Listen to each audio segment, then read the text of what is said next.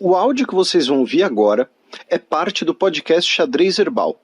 Caso vocês queiram ouvir mais sobre esse assunto e outros temas de política internacional, é só ir em xadrezherbal.com. Bem, agora passemos para o match, no qual teremos a fagocitose com o especial coronavírus tocado pelo nosso comendador Átila Yamarino.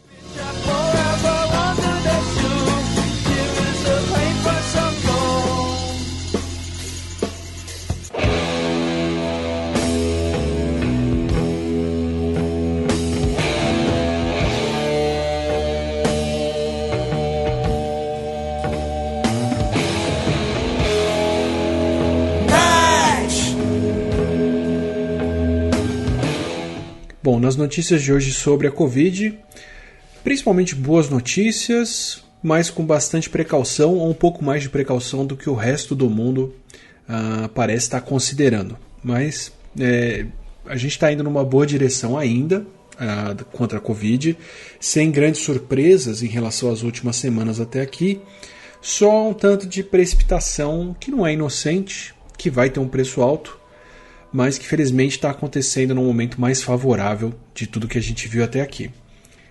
A gente ainda continua com a fatalidade por infecção da Covid caindo, com os dados que a gente pode observar, graças aos grandíssimos casos que a Omicron tem causado, junto com a subvariante dela, BA2, que a gente já viu por aqui algumas vezes. Para pegar os dados mais recentes, do dia 11 de fevereiro ainda, do Reino Unido, com os últimos casos de Omicron, a fatalidade por infecções para esse país que tem testado, para essa região que tem testado muitos habitantes. O Reino Unido tem feito testes pelo sistema de saúde deles, inclusive em pessoas que não estão procurando saber se estão com Covid.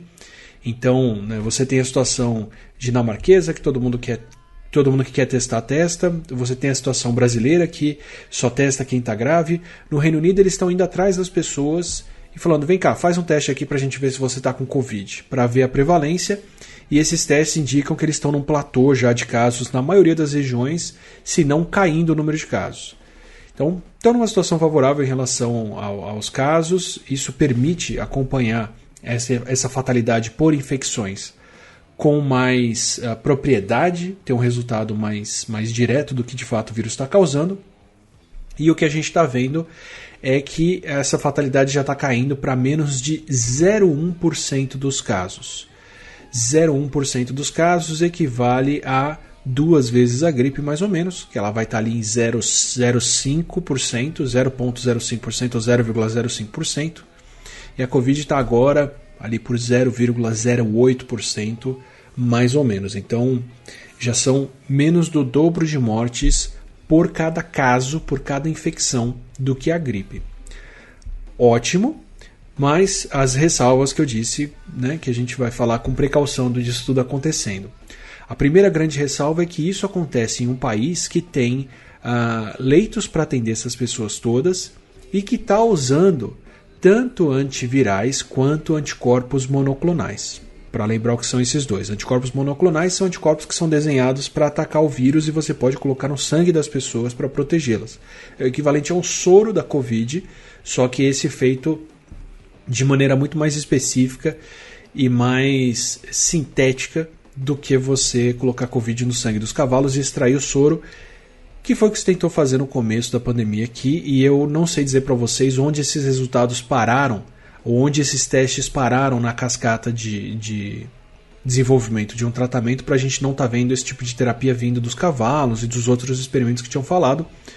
Por enquanto, até aqui, só anticorpos monoclonais produzidos por laboratórios de farmacêuticas que têm dinheiro para ter levado esse desenvolvimento até o fim e colocar isso no mercado. Dinheiro e lobby, tá? Não vou dizer para vocês que isso não deve acontecer, mas que precisam funcionar para poderem estar sendo implementados. Então, funcionam e no caso da Omicron perdem bastante da eficácia porque é um vírus que consegue escapar dos anticorpos, como a gente já viu aqui algumas vezes. A BA2 parece inclusive escapar um tanto mais de outras terapias de anticorpos monoclonais, de algumas terapias de anticorpos monoclonais, mas também não tem causado mais casos graves do que a Omicron, então não tem sido uma grande preocupação por conta disso. E os antivirais, que eu já expliquei no começo do mês de janeiro, no meio do mês de janeiro, num estudo de caso aqui do Xadrez, que é a noção de drogas que são desenhadas para agir especificamente numa parte do vírus, para encaixar na fechadura do vírus e sabotar essa fechadura e não deixar o vírus amadurecer ou se replicar ou se multiplicar no corpo das pessoas, que são os medicamentos que estão dando os resultados mais promissores até aqui, em termos de impedir inclusive a hospitalização das pessoas que estão com Covid. Então são realmente um tratamento para dar nos primeiros dias que previnem a hospitalização em grupos-chave, que são a grande promessa para a Covid daqui para frente. E eu estou destacando isso muito porque no Brasil, não sei dizer para vocês por que o Ministério da Saúde está fazendo isso, nós não temos acesso a nenhuma dessas duas terapias, pelo menos não no sistema público de saúde.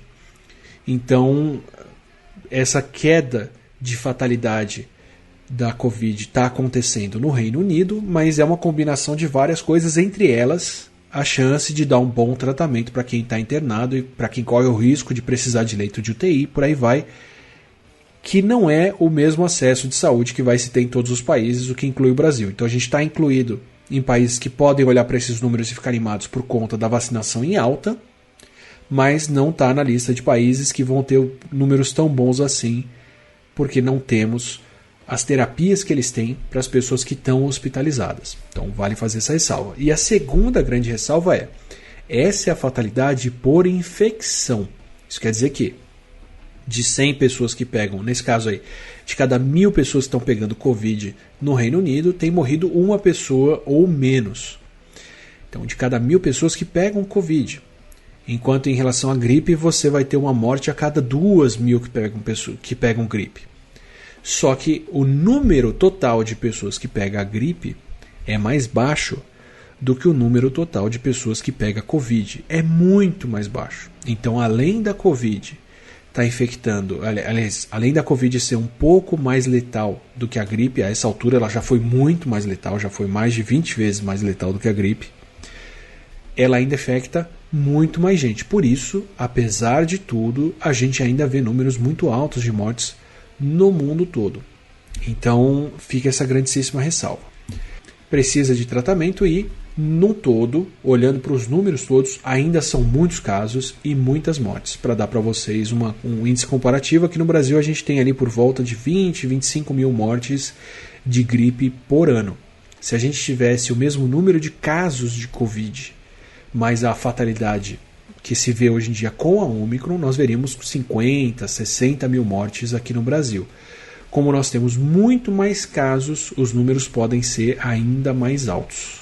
Tá? Então, é muito bom que essa fatalidade esteja caindo, mas ela ainda está longe de ter transformado a Covid numa gripe, apesar de os números começarem a ser comparáveis em termos da fatalidade.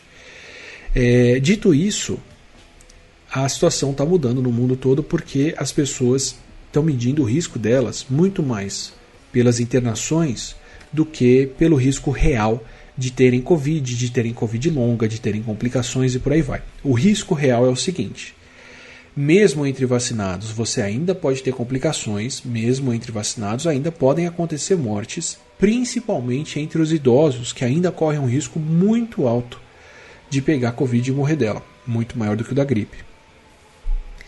E a gente tem uma proteção por conta das vacinas, que diminuem a chance das pessoas pegarem o vírus, transmitirem o vírus e terem Covid longa, mas ainda assim ter Covid não é uma coisa simples, e a gente tem resultados de novo essa semana saindo mostrando que nas pessoas que tiveram Covid, e vale pensar que esses resultados ainda são muito pré-vacina, pós-vacina pode ser que isso mude, se mudar eu vou contar para vocês por aqui, mas a gente está vendo de novo resultados mostrando que entre as pessoas que tiveram Covid, mesmo Covid leve, mesmo quem não foi parar no hospital, as chances de complicações cardíacas aumentam para uma série de condições cardíacas. A Covid é uma infecção que ataca o sistema vascular, ela ataca os vasos sanguíneos, ela ataca o coração, ela inflama o coração, ela inflama os vasos sanguíneos.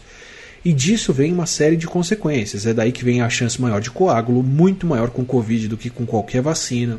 Daí que vem complicação dos rins. Daí que vem a miocardite, que é a inflamação do coração, que é muito mais comum e muito mais grave entre quem tem Covid do que entre quem se vacina. e daí que vem a chance aumentada de acidente vascular cerebral e outras coisas que a Covid provoca. E isso continua, isso persiste na pessoa depois da Covid. Em parte pode ser porque o vírus causou um dano muito grande no corpo da pessoa, e a relação que a gente consegue dizer que mostra isso é porque a chance de complicação cardíaca é maior nas pessoas que tiveram mais complicações. Então quem foi internado, quem foi para UTI tem mais problemas do que quem teve Covid leve, embora todos tenham risco aumentado.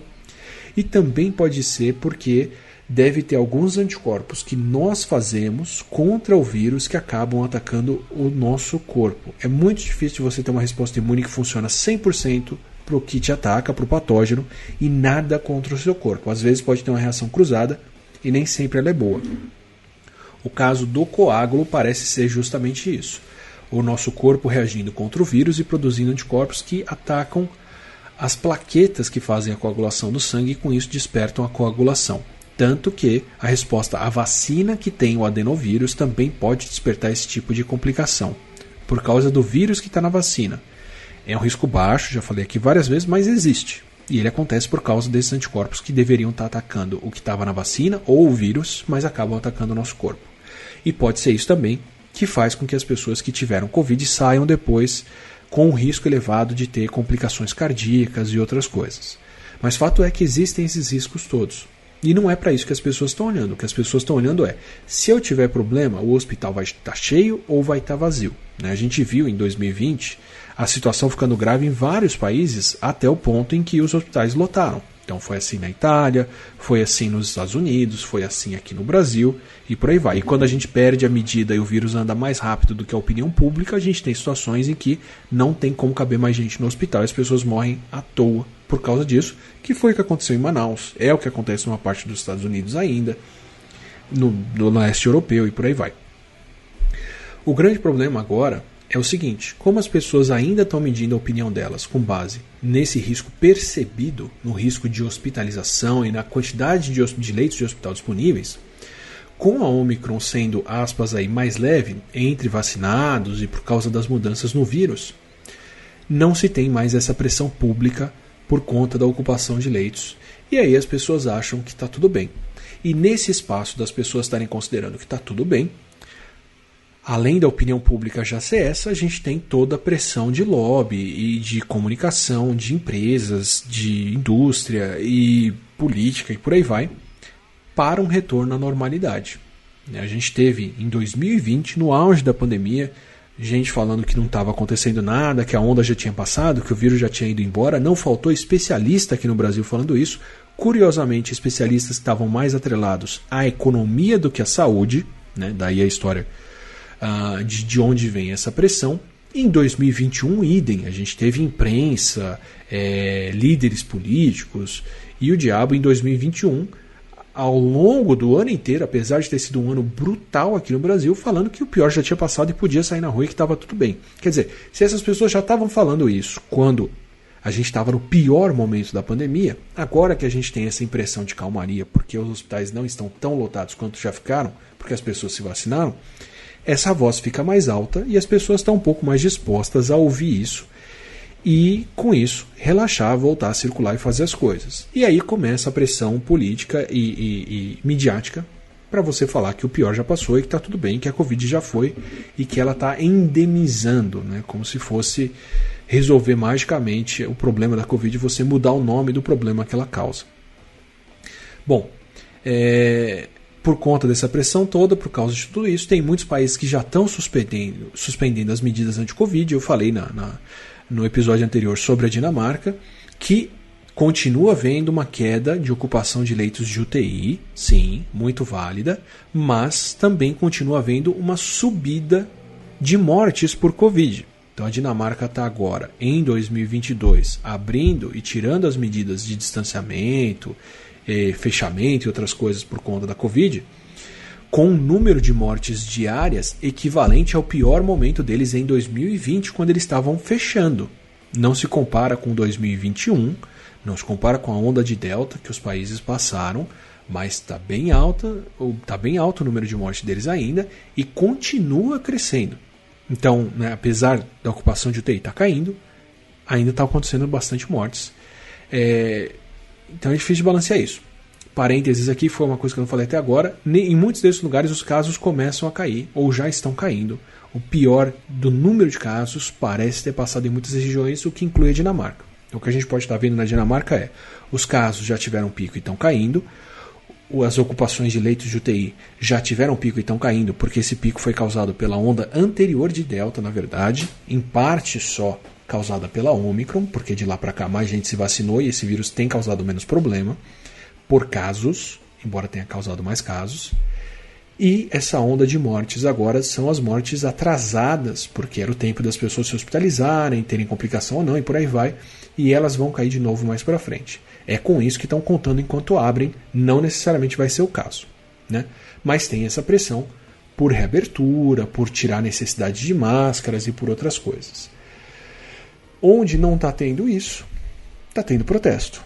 A Austrália está vendo protesto das pessoas querendo reabrir, a Nova Zelândia está vendo protesto disso, e a gente já vai para a segunda semana no Canadá, em que os caminhoneiros estão fechando a fronteira do país, ou fechando cidades e vias, protestando contra medidas contra a Covid, reclamando que não podem entrar numa padaria para comer porque não estão vacinados, como se a vacina fosse um grande sacrifício, né? Mas é mais um sintoma desses movimentos organizados que vão começar a fazer pressão por reabertura em um momento que não necessariamente permite reabertura do ponto de vista sanitário, mas que do ponto de vista social, em que as pessoas se sentem bem ou não com a coisa, permitiria, e por isso elas estão clamando por isso. Muitos países agora vão entrar nesse momento difícil de ter que decidir se vão atender ao público ou ao que as medidas sanitárias demandam. Por quê? Porque se reabrir, se voltar a estar tudo funcionando, com as crianças nas escolas, com os índices de vacinação infantil baixos ainda em muitos lugares por causa de hesitação vacinal, os casos voltam a subir e o vírus volta a mutar e gerar novas variantes. Os Estados Unidos, por exemplo, estão com uma série de medidas relaxadas, mas eles voltaram a registrar 3 mil mortes em um dia e estão a caminho de chegar em 1 milhão de mortes esse ano. Então, não é uma situação leve. Em fevereiro, até fevereiro, eles viram 60 mil mortes esse ano, o que já é mais do que a gripe mata em qualquer ano normal lá. Então, mal começou o ano e esse vírus já matou mais do que a gripe, apesar de ser a Omicron, apesar dela ser mais leve e tudo isso que eu falei no começo até aqui, porque são muitos casos e reabrir leva os casos de novo para isso. Então a gente está nesse momento de atrito entre o que as pessoas querem, que sempre foi aberturas, poder circular e por aí vai, mas o que a situação permite ou não agora. E começa esse discurso de que o pior já foi, de que a pandemia está acabando, de que as coisas estão se resolvendo.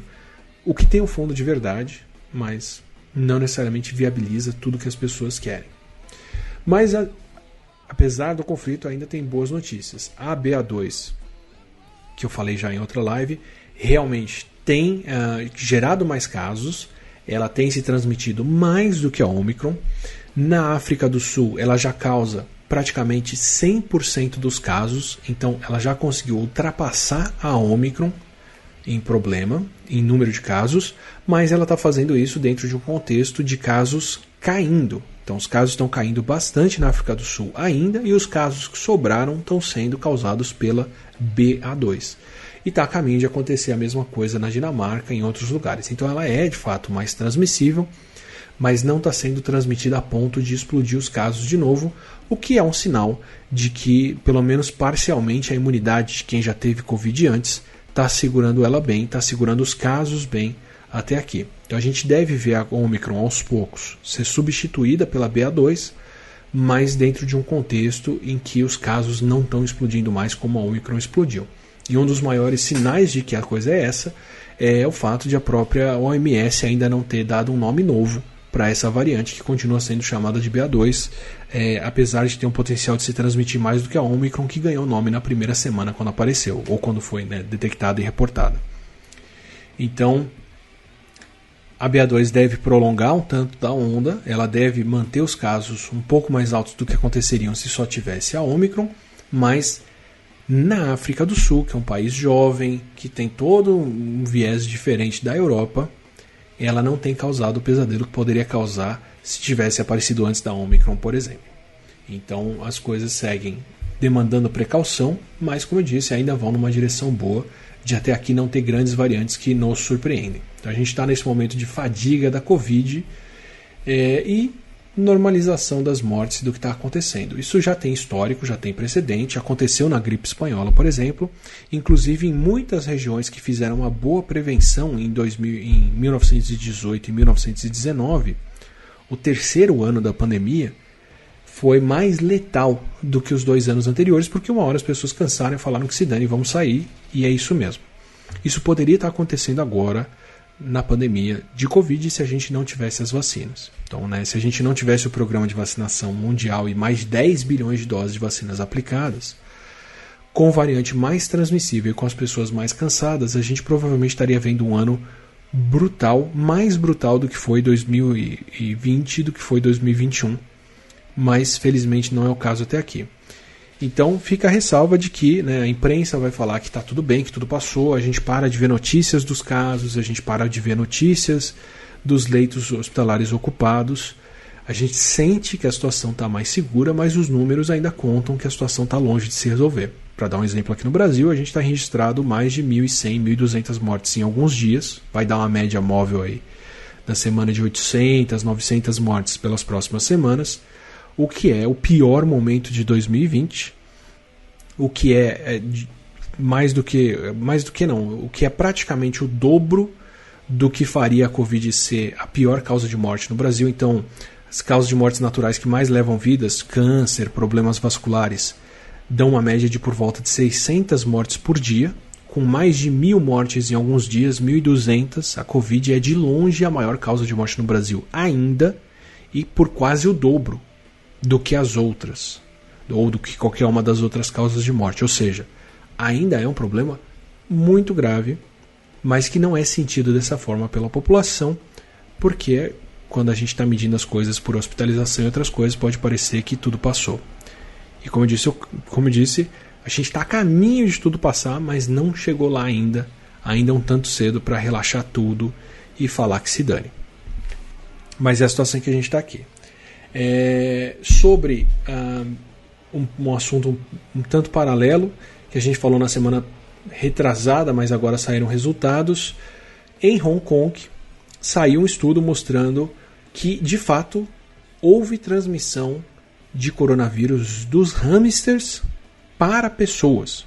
Então a gente inaugura o segundo grupo de animais que demonstradamente parece causar casos em pessoas.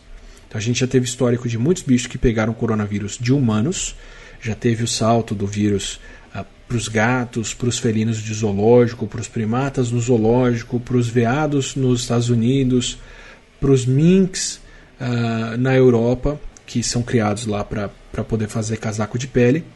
Mas até aqui, só os minks na Europa tinham comprovadamente pegado o vírus e infectado alguns criadores. Agora em Hong Kong o que aconteceu foi que em janeiro desse ano eles tiveram um caso de Covid, detectaram um dos primeiros casos de Covid depois de bastante tempo em um trabalhador de uma pet shop, e por praxe, com a situação controladíssima e testando tudo que eles podem, eles saíram fazendo testes, inclusive nos bichos que tinha na pet shop, e encontraram nesse trabalhador a linhagem delta do coronavírus. Em 15 de janeiro já era para estar encontrando a Omicron. A última vez que eles tinham visto a delta sendo transmitida entre as pessoas de Hong Kong tinha sido em outubro de 2021. E aí ficou esse mistério de onde o vírus estava circulando de outubro até o meio de janeiro de 2022, para de repente ter aparecido em alguém.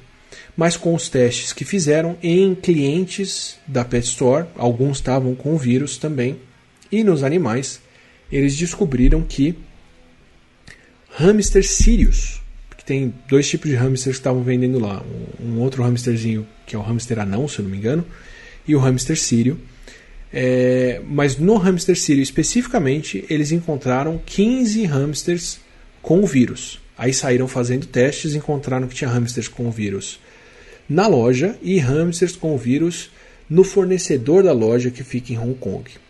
Fazendo mais testes e sequenciando o vírus que estava aí dentro, ele é compatível com o vírus dos clientes que pegaram, do trabalhador da Pet Store que pegou, e é muito mais parecido com a variante Delta que circula nos Países Baixos. E aí, quando foram ver, de fato, assim, ele é mais parecido com o vírus da Europa, na verdade, perdão. E quando foram ver, o fornecedor era um criador nos Países Baixos. Então é muito compatível pelos genomas você explicar a coisa dizendo que esses animais vieram lá da Europa com o vírus ficou circulando entre eles, inclusive tem algumas mutações diferentes do coronavírus de humanos que circula normalmente, então é sinal de que circulou entre os hamsters o suficiente para acumular até mutações.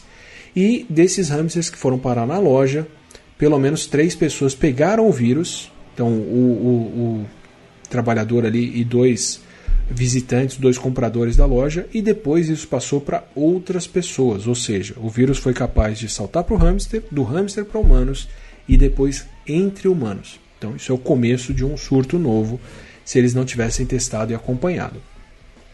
Então fica demonstrado, dentro do que a gente consegue ver, né, reconstruir, que os hamsters também podem transmitir o vírus para humanos. Não é surpresa esses hamsters pegarem o vírus. A Delta consegue infectar hamsters bem e é uma capacidade que a Omicron perdeu, como eu já falei aqui em janeiro, em algum episódio do Xadrez.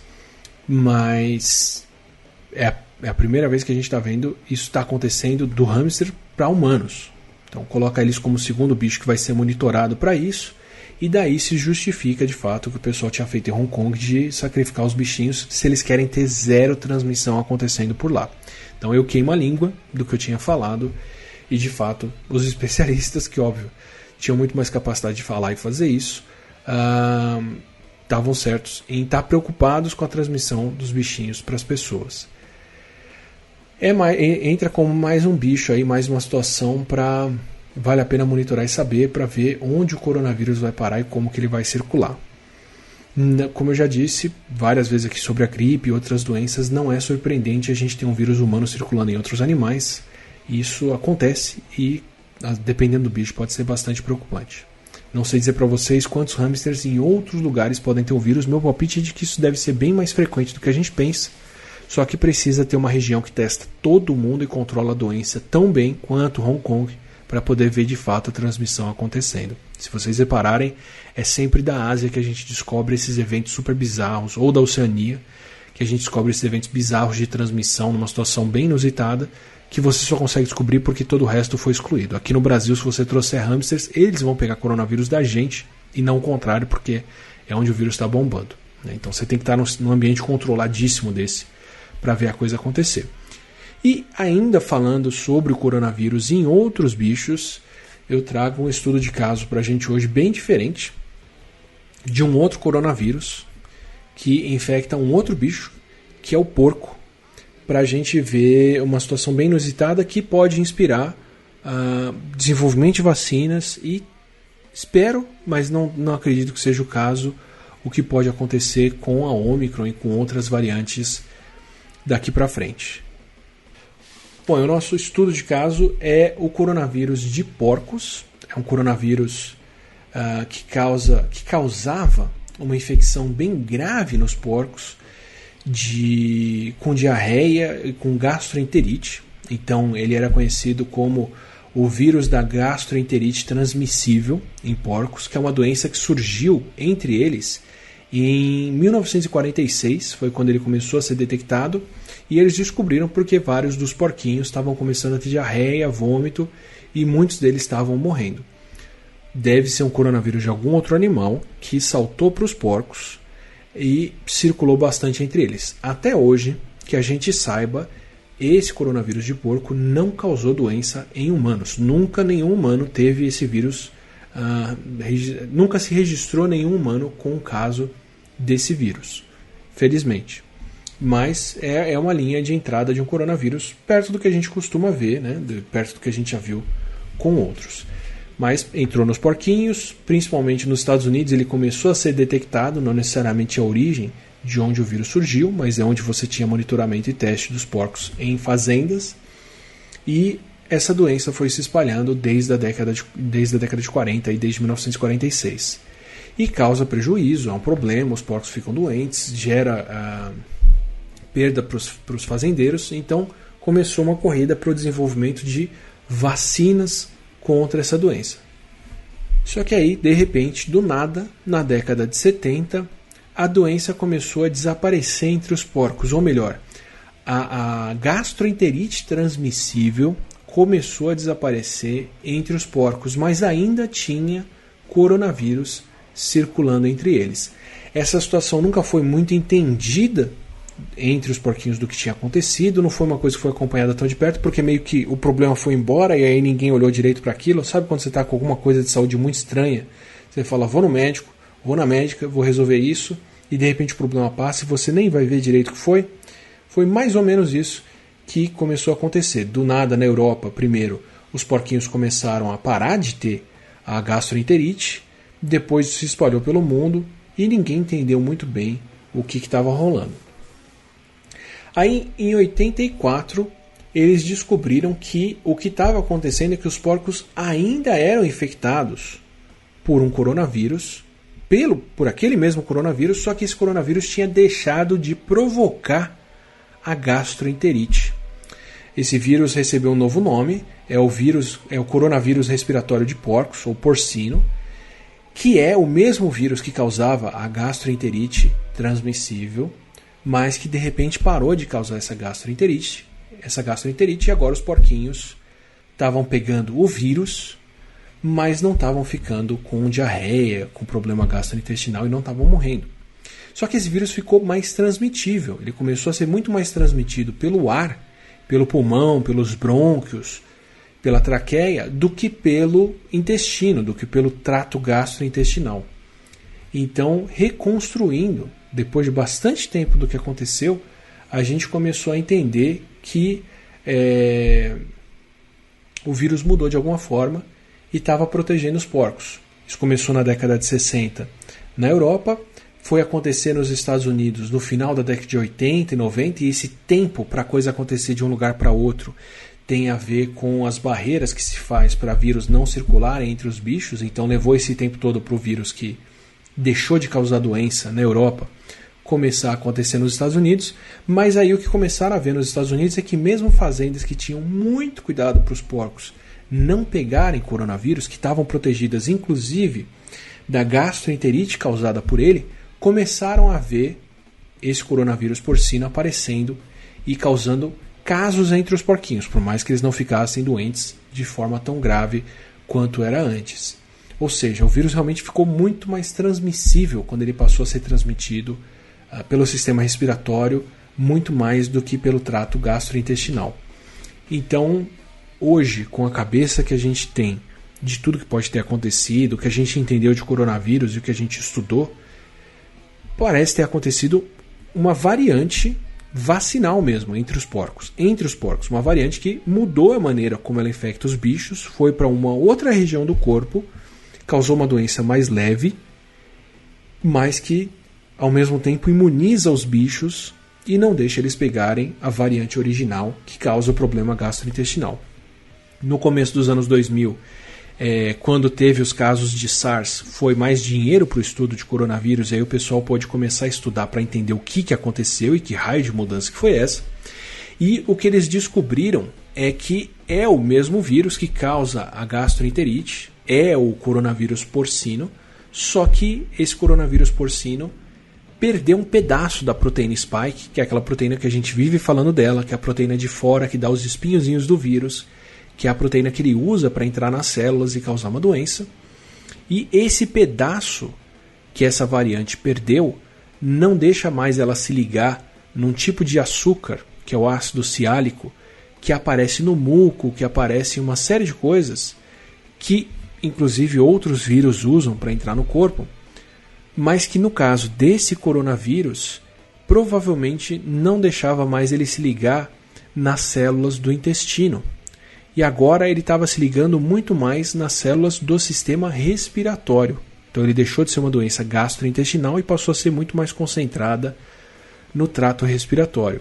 E a gente vê isso, essa capacidade que ainda existe no SARS-CoV-2, que é o vírus da Covid. Tem gente que pega Covid e fica com diarreia, tem gente que pega Covid e fica com a garganta ruim, porque o nosso coronavírus ainda consegue infectar tanto o trato gastrointestinal quanto o sistema respiratório, embora ele seja também muito mais transmitido pelo ar, pelo sistema respiratório. E o que aconteceu nos porquinhos foi isso. O vírus começou a circular muito mais por vias aéreas, com isso ele foi muito mais transmitido entre os porcos, e isso talvez tenha alguma relação com a mudança de critérios e cuidados da maneira com que os porcos circulam.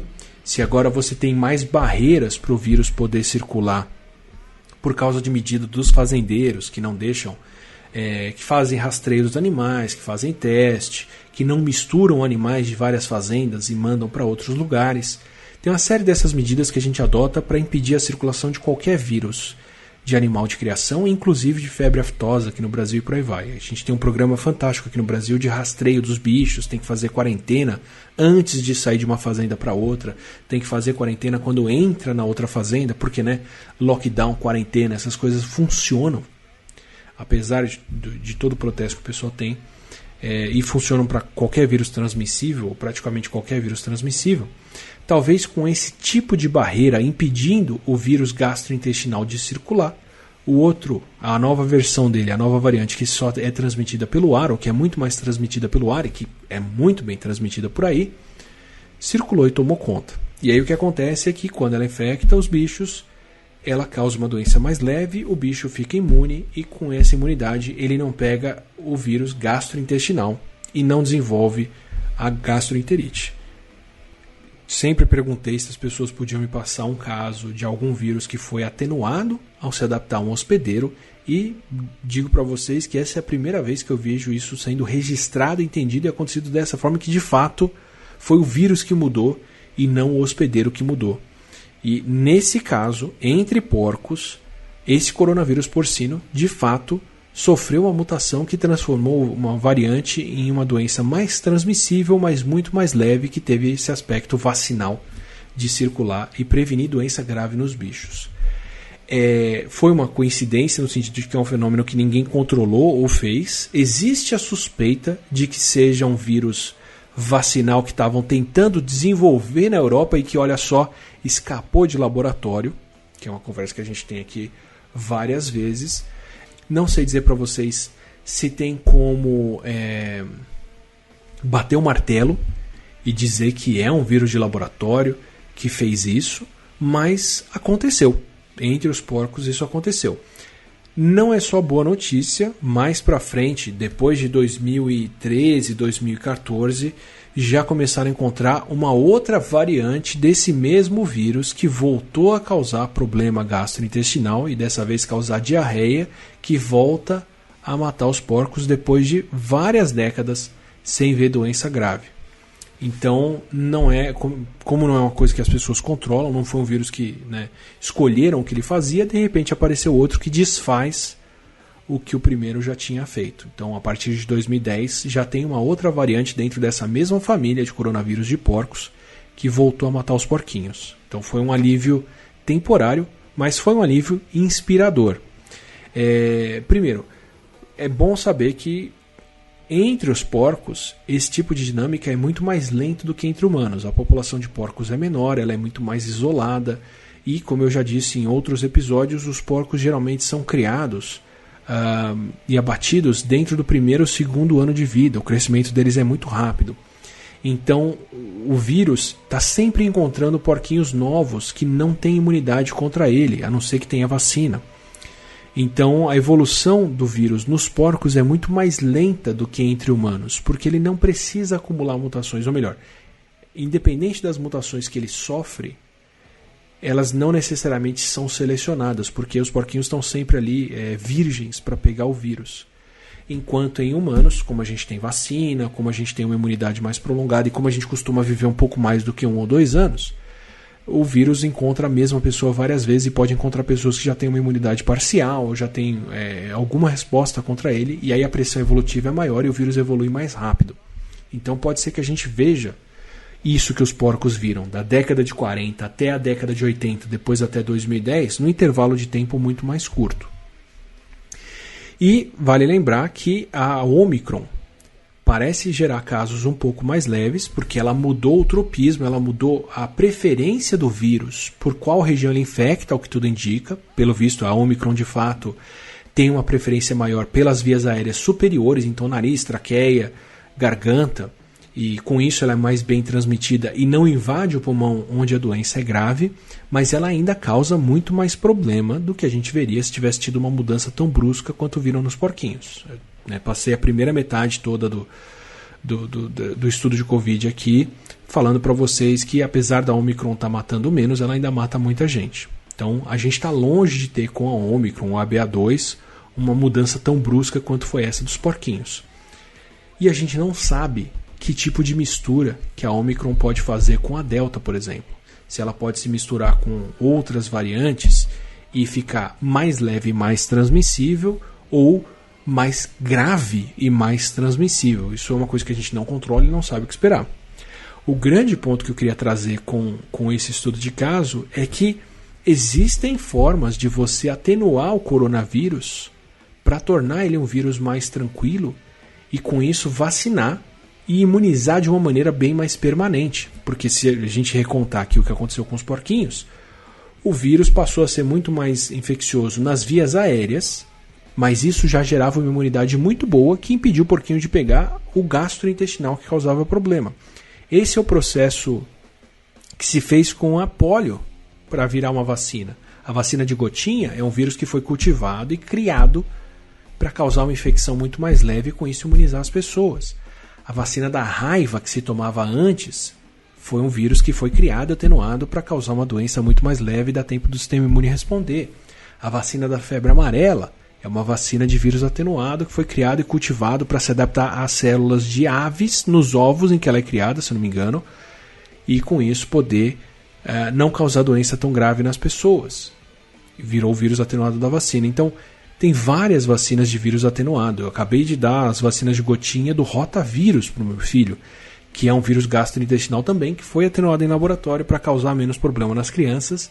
Vou dizer que ainda pode causar um certo problema se você está fazendo a introdução alimentar junto e está meio distraído na hora que você troca o seu filho, mas não é de longe o tipo de efeito adverso que preocupa numa vacina. Preocupa só um pai de primeira viagem. Não vou dizer que fui eu, mas no caso do SARS-CoV-2 e de outros coronavírus que podem acontecer, isso dá um sinal do que a gente podia fazer para de repente desenvolver uma vacina com o vírus atenuado, que ainda causa infecção nas vias aéreas, mas que imuniza do jeito que eu estou sempre falando que a gente devia fazer por aqui, despertando uma resposta na mucosa das pessoas que protege contra a doença grave. Então a gente não precisa contar com a Omicron ou com o SARS-CoV-2 fazer isso por conta própria. A gente está vendo agora que existe um caminho nos porcos que o vírus pode ficar mais transmissível, então continua circulando ou continua conseguindo infectar o corpo, mas fica muito mais leve também e isso protege contra versões graves da doença. Então, parte dessa transição para a gente voltar para uma normalidade, amarrando com o que a gente estava vendo no começo do episódio, parte do que a gente precisa para de fato sair da pandemia é conseguir formas de administrar o vírus para que ele não cause tantos problemas. O vírus vai continuar circulando, a gente vai continuar vendo casos de Covid, a gente já viu que o vírus consegue reinfectar as pessoas. O trabalho mais recente de chance de reinfecção da Omicron diz que até aqui, alfa, beta, gama, delta, quem pegava, quem já tinha tido Covid tinha 90% de proteção contra essas variantes, mas com a Omicron essa proteção caiu para menos de 60%. E a gente não sabe ainda como é que a BA2 entra aí no meio. Então a Omicron consegue reinfectar de novo as pessoas, consegue se manter circulando. Ela é o sinal mais claro de que a gente não vai ter imunidade de rebanho mantendo o vírus para fora. Mas se a gente consegue desenvolver uma vacina que faz esse salto que o vírus gastrointestinal fez para um vírus respiratório nos porquinhos, então deixa de ser um SARS-CoV-2 que infecta o pulmão das pessoas e passa a ser um que vai só nas vias superiores, só no nariz e na traqueia, e com isso imuniza sem causar um problema grave, a gente pode ter uma vacina que inclusive impede as pessoas de pegarem o vírus depois, o que seria o melhor cenário para a gente de fato fazer um garrote na doença e parar ela de vez. Então, queria trazer para vocês esse estudo de caso para dizer que Talvez a gente não esteja vendo o mesmo que aconteceu nos porquinhos. A Omicron não é tão leve quanto foi essa mudança lá, e ela foi desfeita recentemente nos porcos, mas é um bom sinal do que a gente podia fazer para desenvolver vacinas que protegem contra a infecção. São as vacinas neutralizantes, o que seria ótimo ter para várias doenças, inclusive a Covid. Então esse era o recado. Estamos saindo, mas continuem se protegendo, continuem usando máscara, tomem a vacina. Israel ainda não soltou todos os resultados de quarta dose.